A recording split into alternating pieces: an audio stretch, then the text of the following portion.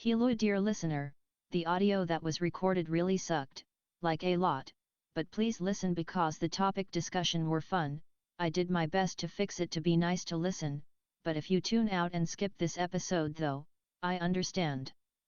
I am still figuring out the optimal recording setup, so it should be better soon. Regardless, enjoy the VR Shiz show.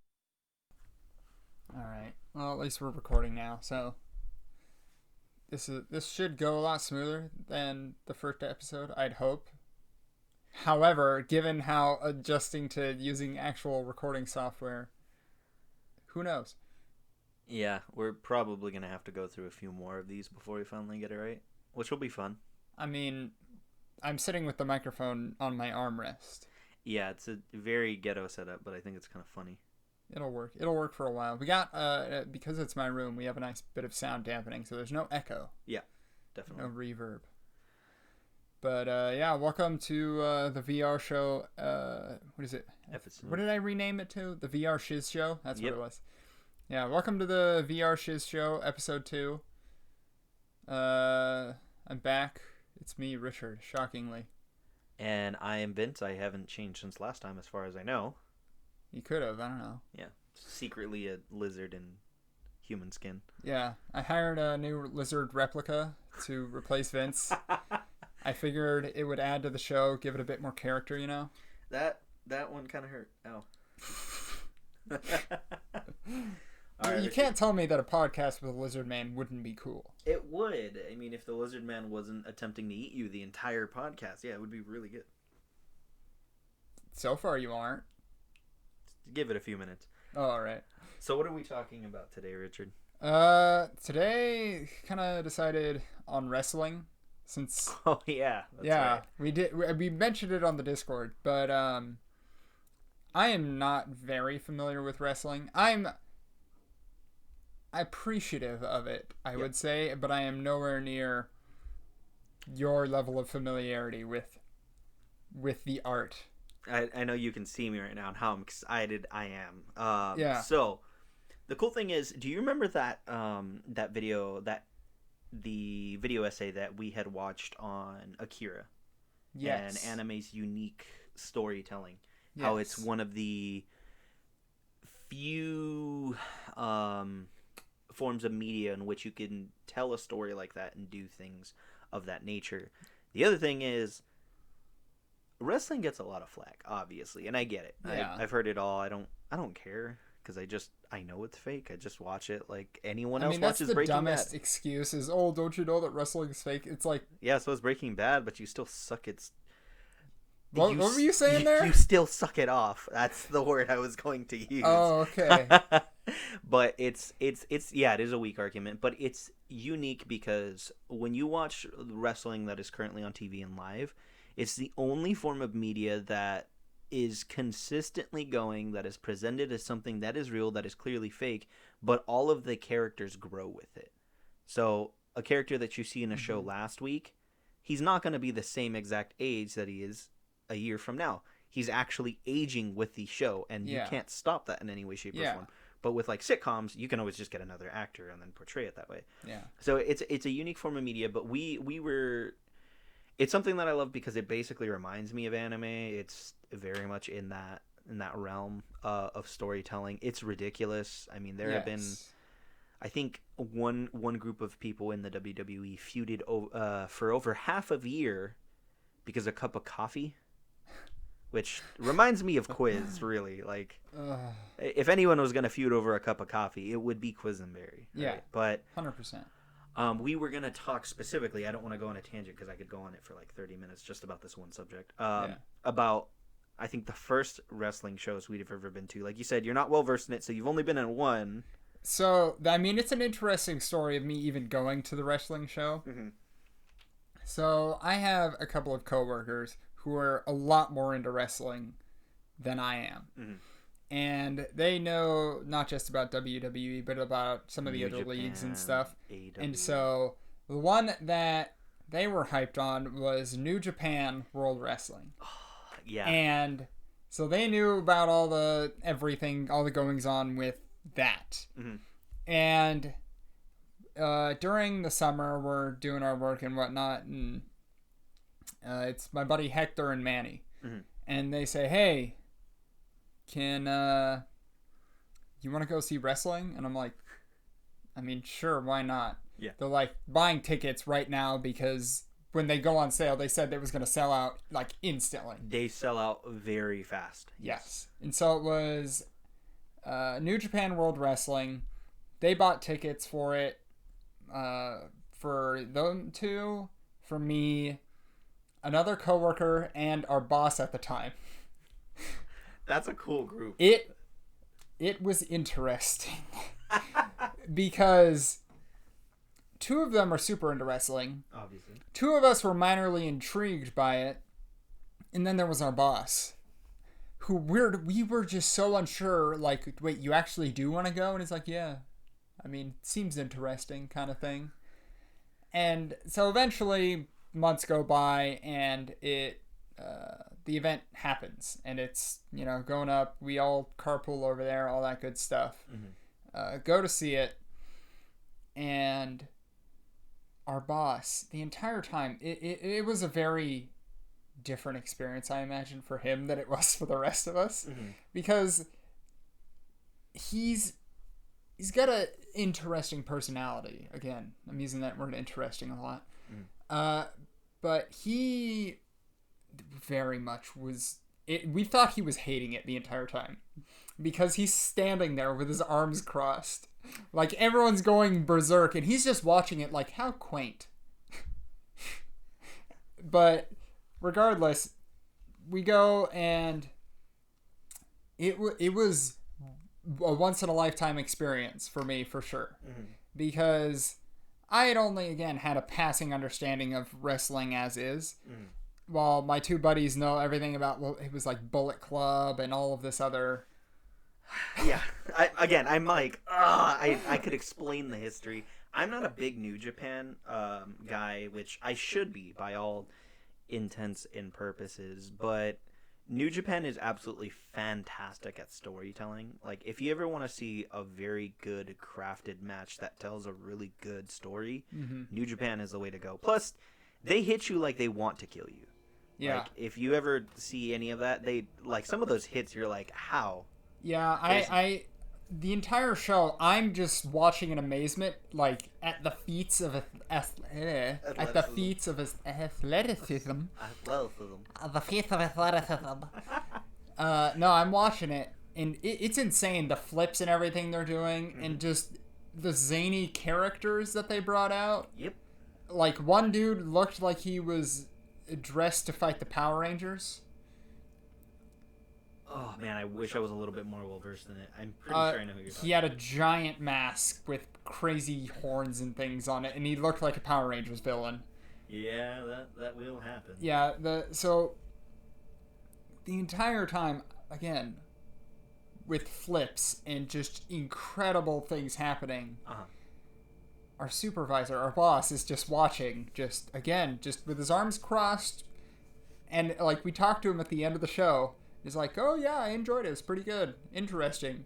And again, I'm standing next to him the whole show, just thinking, this man this man hates being here. But it was again, this once in a lifetime experience to see it live with the crowd going berserk. And I, again, have no idea of the history of any of this. Yeah. I'm just told, hey, it's a fun time, and it was. Yeah. But it's okay. So it's funny because I have been a wrestling fan since I was like maybe 5. Wrestling, being Hispanic, that's kind of one of the biggest things growing up. You're introduced to wrestlers. You're introduced to like AAA, which is like a Mexican promotion. You're introduced to the WWF. When I was a kid, now it's the WWE. Yeah. You grew up in it. And for me, growing up, my favorite wrestler was a guy by the name of Eddie Guerrero. He's like Mexican, but he came to America. He did all this cool stuff. He was a very good character. The only thing is, like, the dude was kind of a scumbag if you really looked back at it, because his motto was lie, cheat, and steal, which in hindsight is really prejudiced when I think about it. Like, wow, how did they get away with that? That's but still, the guy was so charismatic. he basically turned it from something that any other person would have had, and they would have booed the crap out of him, to like everyone loving every time he did it, and he was just a good guy. Yeah. Wrestling shaped a lot of the way that I thought as I grew up, and helped me cope with a lot of stuff when I was a kid, because a lot of crazy stuff happened. Mm-hmm. But my first wrestling show was not New Japan, was not WWE. My first wrestling show, because I didn't actually talk to you about this beforehand. My dad and I had gone to the local city swap meet. And they had a circuit here that was local. And I went. Like, we didn't even know there was a wrestling show going on. But my dad and I stayed for the entirety of that thing. Oh, yeah. We bought, like, the tickets. They were like $5. With wrestlers I had never heard of. So it was like an indie show? Or? It was an indie show, okay. 100%. Funnily enough, I've been to a crazy amount of indie shows because one of my better friends, I won't say he was one of my best friends, because honestly, sometimes you just don't have that relationship with people. You know, like, you're good friends, but you can't commit to being one of their best friends. But he was a wrestler. Mm-hmm. I think he still is, all things considered. But I had gone to about 8 or 10 of the shows that he had been to. They're definitely indie shows. They'll do the craziest things at indie shows. Yeah, I've seen some of the things at indie shows, because there was a lot of crossover between people who like video games, anime, all that kind of stuff, and those who enjoy wrestling. Yeah, wrestling's that weird medium. Yeah. So there's a guy, Jim Sterling, who I've mentioned. Yes. Who is, again, another fan of wrestling, and I used to watch his stuff. He was a pretty solid games critic. He had a number of opinions I disagreed with, and his content just kind of got for me. Yeah. And so I haven't watched him in a while. But he created his own wrestling persona as a parody of Stardust called Stardust, because he's Jim Sterling. Of course. He was all purple. Also, he was a large man in spandex, and that was a sight to behold. Oh, it absolutely was. So I had seen clips of him participating at wrestling, small-time wrestling things, and he had his fans who knew him from games and stuff, who weren't even huge wrestling fans, but would still go out to see him and stuff. That's cool. And so he had a good bit of support, even though he was a heel and all this stuff. Yeah. But the other thing is Funhouse, who I've talked to you about a number of times. They're probably my favorite YouTube channel, just for comedy's sake. I mean, some of the stuff is not as great as it used to be, because a lot of people have left and all that, and it's not the same. The times have changed, things like that. Yeah. I mean, their content's still pretty solid. Yeah. Overall, it's just a lot of the personalities have changed, and it's kind of sucky. But James Willems of Funhouse is very much their wrestling guy, and Funhouse, as a part of Rooster Teeth, did a documentary about indie wrestling kind of thing, and they had James and Lawrence make wrestling personas and get trained and get all into indie wrestling. And again, the performances of seeing it, like, at just small time shows, and just how into it people are, even with those small crowds, it's still just super hype. Yeah. And it's a very interesting way to see it. Yeah, no, it's definitely, like I said, it's a unique medium that it gets shat on a lot because of the way it's presented, but it's fantastic because you're watching it in real time. Mm-hmm. So if someone messes up in real time, it's you gotta deal with it. Exactly. And then not only that, but like the indie stuff, you're able to interact with the wrestlers themselves more often than not. Yeah, that's another thing that I saw with the videos. Fantastic. I remember one time, so my friend, his name is Rudy. He's shorter than I am. And he has a much smaller build than I am. And he was going up against a guy named not Mike Havoc. It was something else. I think it was some Irish last name, if I remember correctly. But the dude is like 6'1", 300 pounds, right? Ooh. He is a big boy. He's like 4 Rudies put together. Yeah. And I was just like in the crowd, and I gotta support my boys, but I'm also very much an avid wrestling fan. And I just shout to Mike and just say, "Give him the pile driver." If you don't know, if you know anything about a pile driver, you're basically putting your opponent's neck and head in between your legs and dropping full force onto their head. You're spiking them. Yeah.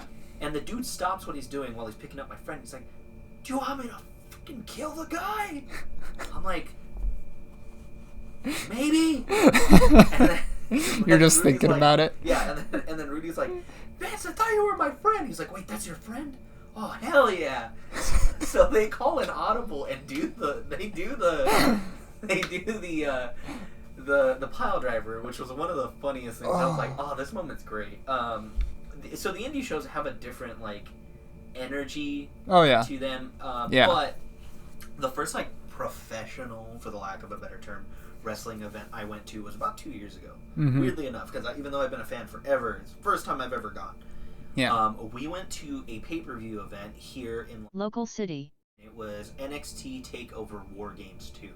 So that's a mouthful. It's definitely like anime title worthy, you know. So War Games, let me explain this. You got a ring. Okay. Then you got another ring. And then you got a piece of metal connecting both rings.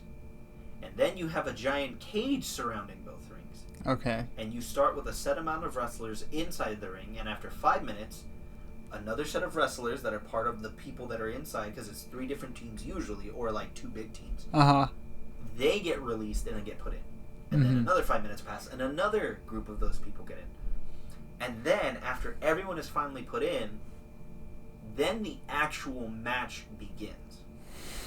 So you're able to fight that whole time, but you can't actually win the match until all of the opponents, everyone is inside the actual war game structure. Okay. Which was one of the coolest things. I got to see a lot of really cool moments. I ended up rewatching it again because I realized I've been conditioned to listen to all the commentary while watching it from home, and I was like, this is really weird. I've never actually done this, on a big show like this.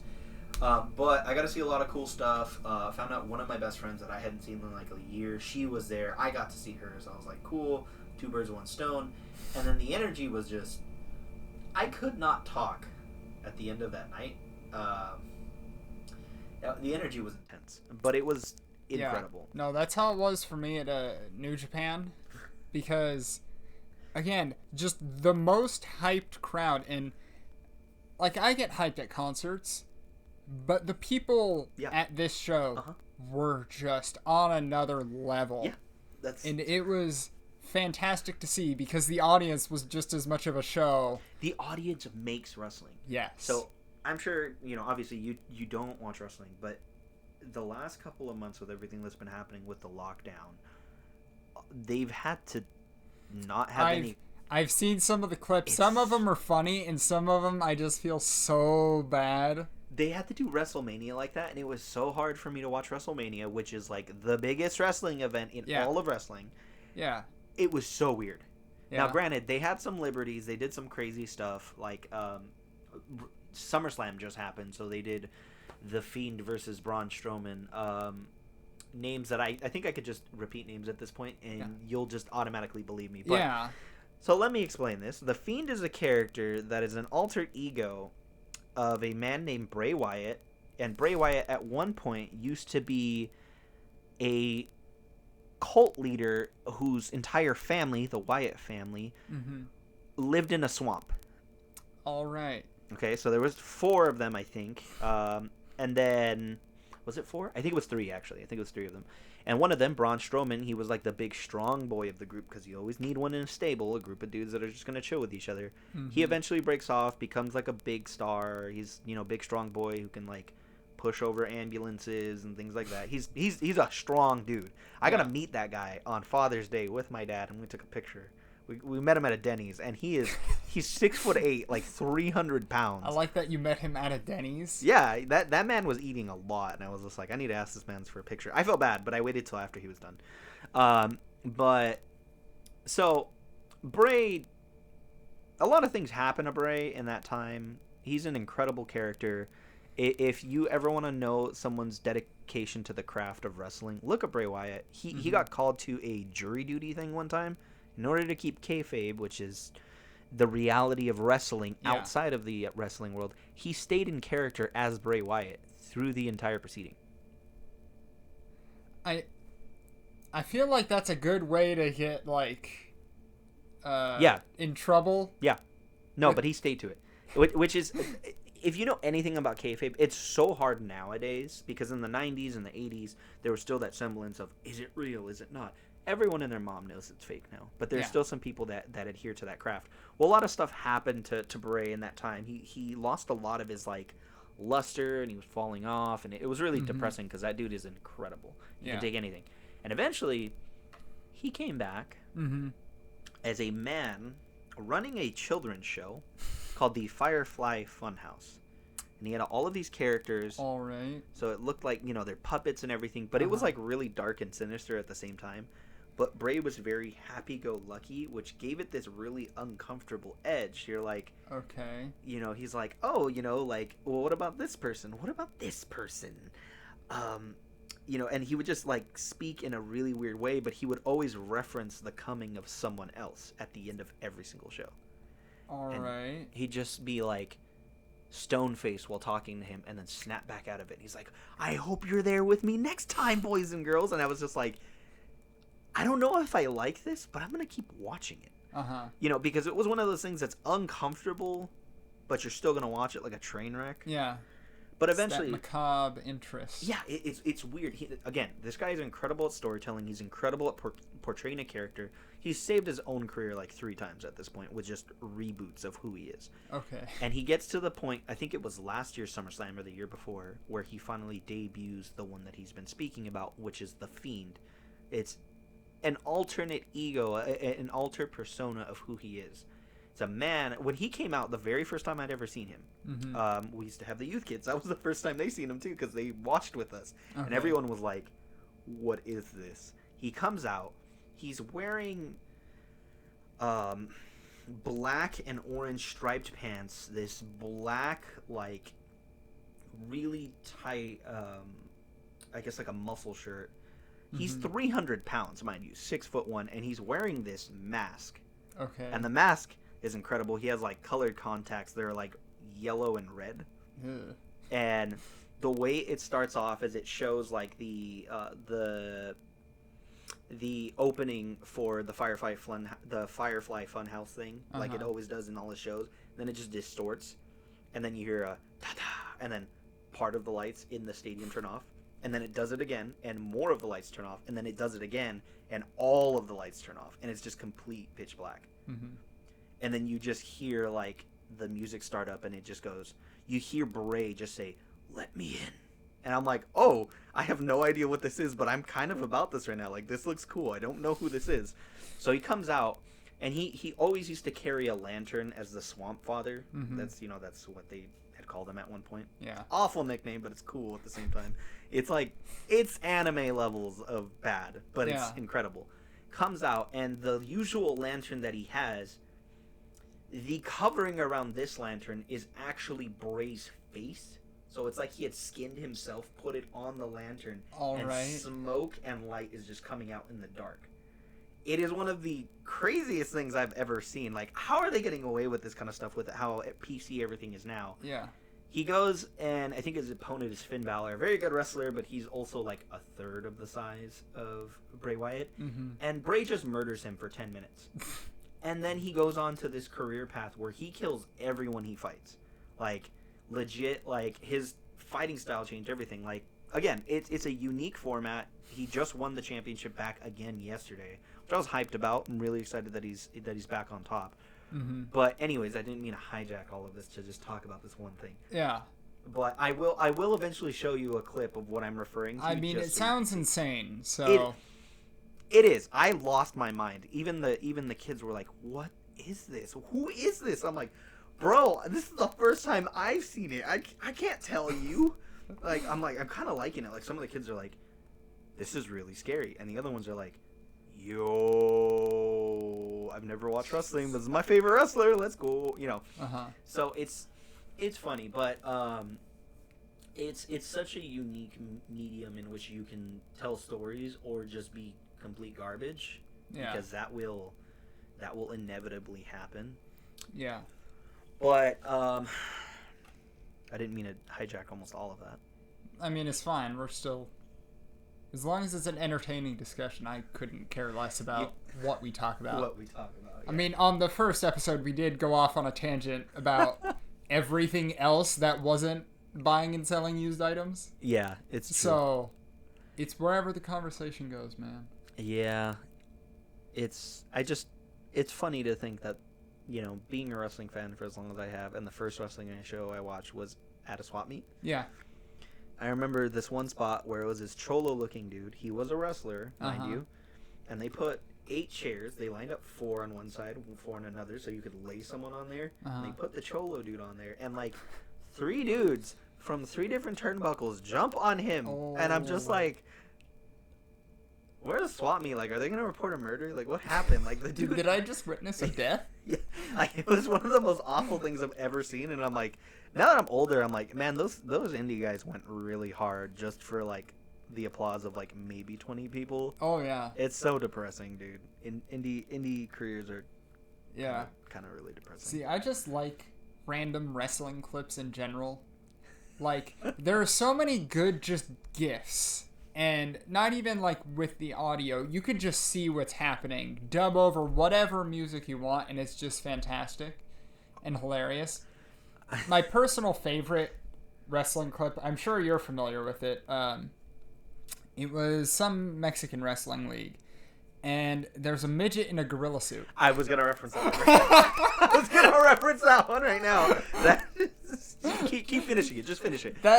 This is such a legendary clip. What do you call it to, like, search for it? Just... I actually knew the name of the wrestler. So, you don't know this, but in Mexico, midget wrestling has not only its own league. I am familiar with this because, again, my buddy who I went to go see New Japan with, he told me about the wrestling facets that I was just totally oblivious to. Yeah, it's really big in Mexico for some reason. Like mid like, I don't want to say midget because I don't even know if that's politically correct anymore. Who cares? But, we're not hating on them. Oh, so. Que Monito, that is his name. Que Monito. All right, so look up that, but I'm gonna describe the clip because it's just art. It's this little midget in a gorilla costume, and in the course of what is happening in the events, he gets punted a good distance away. So to explain, he gets bonked on the head, yes. And he lands on his butt on the outside of the ring, but he's still on the ring. Like, I've seen it with Looney Tunes sound effects added, and it makes it so much better. And the guy who bonks him runs towards the other side of the ropes, full speed, like he's going like a train. Oh, yeah. And he drop kicks this kid so hard that he does a spin in the air. I don't know if you caught the ending of that, but he also headbutts the guy that he hits. He headbutts the dude on the way down. Yeah. It's one of the funniest things. By the way, we can't show this on the podcast because obviously it's it's copywritten. A podcast, but I mean, it's copywritten. that's a description. That's a reference, an official reference to what he looks like. All right, so is that on Wikipedia? That is on Wikipedia. All right, so I'll link it in the description of it. The Wikipedia page for, was it Kamenudo? Sorry, it's a Kamenudo. I don't know, that made me laugh. It's technically Que Monito. Okay. Which, okay, do you know how old this dude is? How? He's 53. How? Okay, now we need to figure out how old that clip is. Do you know how old about? It's probably early. I'm trying not to laugh super hard. So his build height is 0.80 meters. This man is 2 feet 7 inches tall. Oh my god. Good lord. How do you, man, that man, I mean, I could dunk on him, but that man makes so much more money than I do. Oh my god. Oh, his son, he is also a midget. Does he also wrestle? Yeah, his name is Microman. It's not even a joke. His name is Microman. He's 21 years old. Oh my gosh. So, I'm glad that his father has passed on the tradition of midget wrestling. He's actually taller. He's exactly 1 meter tall. Ah. 3 feet 3 inches. So he's bigger than his dad. But okay, so the thing about any wrestling in Mexico, whether it's midget wrestling or just regular wrestling, there's an interesting facet where lucha libre is so highly revered. There are certain wrestlers whose names haven't been revealed to the public because their identity as a masked wrestler Uh-huh. is so revered that they believe that's worth more. Uh-huh. Like El Santo, who was basically the Mexican Superman Uh-huh. of the 1950s. This dude had like 30 something films, like where he fought like Dracula. That's not even a joke. I'm just getting Major Ramses vibes from Nacho Libre. That's what Ramses is actually based on. Really? Yeah, Ramses himself is actually another famous wrestler whose name I cannot remember right now. But El Santo, the dude died at like 80, and he only took off his mask once in public. And it was on a talk show right before he had retired at almost like 80. He was buried with his mask, and his public records are sealed. I'm telling you, that's how much they revere wrestling in Mexico. So there's insane. It is crazy. It's a weird facet to see how culturally different wrestling is here, where like the birth of ECW, which is super psychotic, like Juggalos. Just think Juggalos. You think when you think what's that stupid group, Insane Clown Posse? Insane Clown Posse. How do magnets work? They're trained wrestlers, by the way. They had their own league. Did you know that the dude from Insane Clown Posse, his daughter is a furry?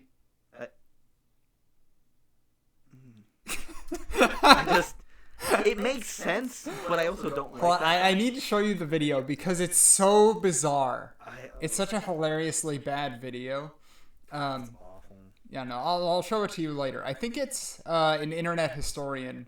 Of course it is. Incognito. They just video. dropped another one, I think, today. Yeah, it was on the virus again. I haven't watched it yet, but Oh, it's good. It's good. But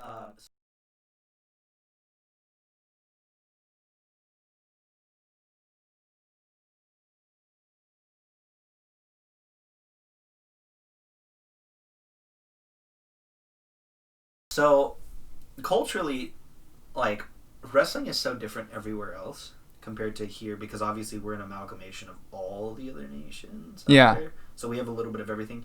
But in Mexico, there is this wrestling match which is very highly revered. It is like a game changer, and sometimes it's even worth more than titles. You know, obviously titles, if you want to be like the top of your company, you go for titles. It's called a lucha de apuestas match. Okay. Which is a mask match. If you're a mask wrestler, giving up your mask is like one of the... It's bigger than a title. It's your entire career. Because the people only know you as the mask. Nobody cared until I put on the mask. You know, that kind of deal. Yes. But the thing is, because that's so highly revered, it's something that's super, super big. It's something that, like, if you're fighting a mask match and the other person doesn't have a mask, they have to give up their hair or something like that, or like a title. Okay. You know, but it's something that's like, you ever want to get like the Mexican crowd into the wrestling that's going like that, you do an lucha de apuestas match. You do a mask versus mask, because that's their entire like that's their livelihood. Yeah. And once people know your face, that also means people can harass you. Ooh, which, you know, it's yeah. Eventually I'll have to talk to you about like the 1980s when kayfabe was still alive, and there are people who got stabbed because of the characters they played. Oh my god. Yeah, I think it was Greg the Hammer. Is it Greg Valentine? There was a gentleman who used to suck the blood of his opponents, where he'd just bite them, like actually pierce their skin, and people would be like freaked out by this kind of stuff. And he got stabbed in the middle of coming back, and people had asked him like, "Were you mad about that?" And he's like, "No, it means I did my job well." And I'm just like, I mean, yeah. I wish I could have that restraint in my life. I'm just like, yeah, but you almost died, my dude. You know, it's just funny because, like, eventually I'll have to talk to you about the amount of restraint they had to have in kayfabe, which is one of the craziest things. If you watch that video that I sent in the Discord today about the making of a heel, that happens with Antonio Inoki, who was probably one of the most terrifying men on the planet, legitimately. Like, Antonio Inoki was a wrestler, but that man was also a trained martial artist. Yeah. And he's the guy who started New Japan. Yeah. And if you've ever seen him actually shoot wrestle, which means, like, you're not wrestling anymore, you're actually just fighting people. that man could decapitate you, and you would say sorry. That's how terrifying this man is. Jeez. Like he hit so hard, he was so scary. But anyways, that's neither here nor there. This is definitely one of the subjects that I could talk forever on. I mean, just the psychology alone of wrestling, because it's fantastic. It's storytelling, but it's also something that I get to meme on to hell and back, because wrestling is both incredible and ridiculous at the same time. Yeah, it occupies such a weird space in entertainment because that there is nothing comparable. It's so cross-cultural and so cross what's the word, like in terms of fandoms. Like there's people who play the video games who don't actually watch the wrestling, which is one of the funniest things to me.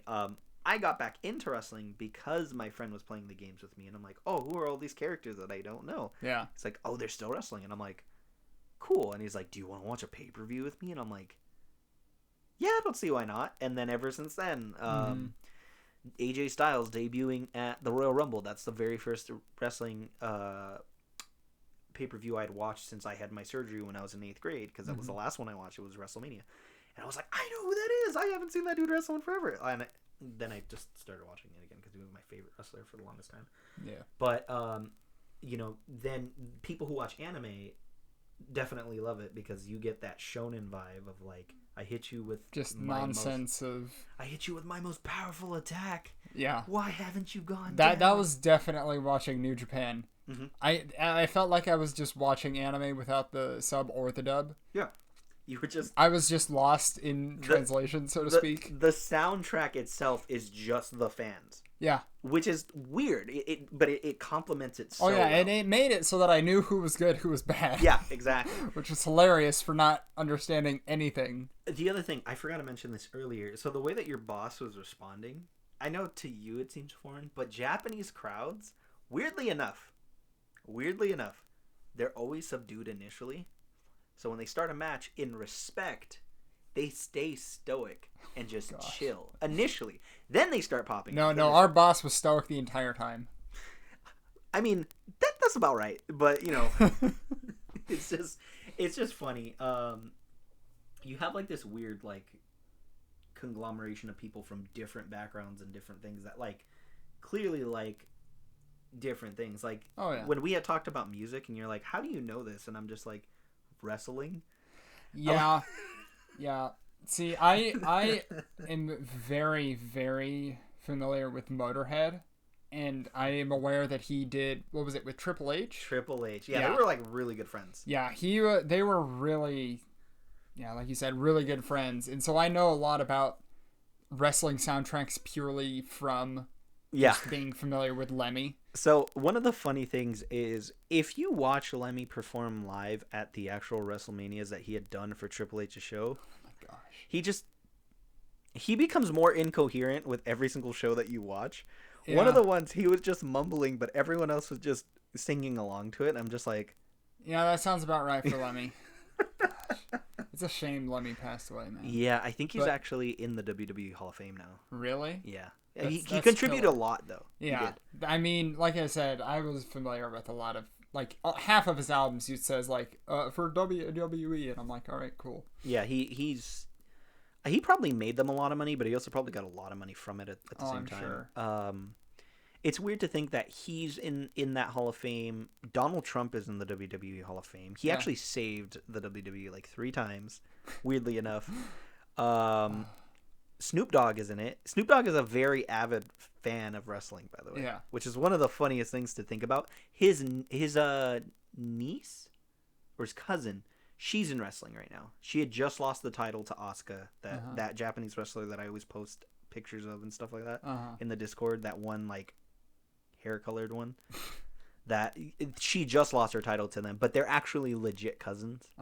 And he rapped for her entrance like 5 years ago. Again, it's funny how like all of these other things. I think Pat McAfee, I think he was a football player or something like that.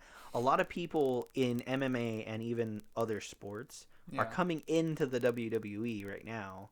Like Ronda Rousey had debuted. They had been talking to Conor McGregor for a while. Floyd Mayweather had a match. Gosh. What's his name? Antonio Inoki fought the greatest boxer of all time, Muhammad Ali. Uh-huh. A lot of people will flame me on that one, but he is definitely probably the greatest. But they had a match. Mm-hmm. Mr. T was involved in like 2 WrestleManias. Debo in Friday. I don't know if you've ever seen that movie. No. Okay, one day we'll have to watch it. He was someone else. It's just weird how many like different celebrities will participate in that kind of stuff. When Kevin Federline was married to Britney Spears, it used to be called the FU. He got attitude adjusted by John Cena. Uh-huh. Machine Gun Kelly got power bombed through a set of tables by Kevin Owens. Mm-hmm. Again, it's just weird. It's yeah. Just, yeah. It's crush. It is the weird world of wrestling. It is, and it's, you know what? I could say the most honest and accurate representation of wrestling has come through South Park. If you have seen that, it's one of the funniest things I've ever seen. That episode of Wrastlin. It's awful, but clearly the best. All right. Well, we've been going on for about 40 minutes. I'm so sorry. I don't care. It's a good discussion, man. I was just surprised that I glanced over towards the beginning and I'm like, yeah, it's been like 5 minutes we've been talking and it had been 20. And I'm like, oh, this is going to be a longer episode. It's only episode 2. For anyone that does eventually listen to this, I think I'll start posting it on the Instagram too because I'd forgotten. But how dare you? I'm going to, if we ever go on tangents like this where it's about anime or wrestling, things that are not only up my alley, but I genuinely enjoy and love, we might have to cut off early because I will just go. Hey, some episodes might be longer than others. That's fine. This one was good. Granted, somehow we didn't really go on tangents. It was just me explaining stuff in this, but it's good. It's good. It's good conversation. I mean, I assume because I was able to partake in this conversation that it will be easy listening for those who are not into wrestling. So. Yeah, which is also definitely really cool, and we can definitely talk about things that I have a passing knowledge in and I'm interested in, but you definitely have that. I mean, next week if you're down, we could talk about ska and the weird way that I was not only introduced but have been in the scene but not fully. Yeah, well, we'll talk about other stuff. We'll probably get into music, and then I'll go on big rants because it'll be fun. Yeah, I'm excited. No, for me, music. I all of junior year when I should have been in doing the coding work in class, I was just on Wikipedia reading about bands that I liked. So I have a lot of useless knowledge. That's what I did. That's what I do for wrestling, my dude. So yeah. It's all good. All right. Okay. Well, we'll call it there. Tease you with interesting discussions in the future to be had. So, hope you enjoyed it. All right, everybody. This has been the VR Shiz Show. I'm Vince. It's your boy Richie, and catch us in the next one. Yeet. Bye.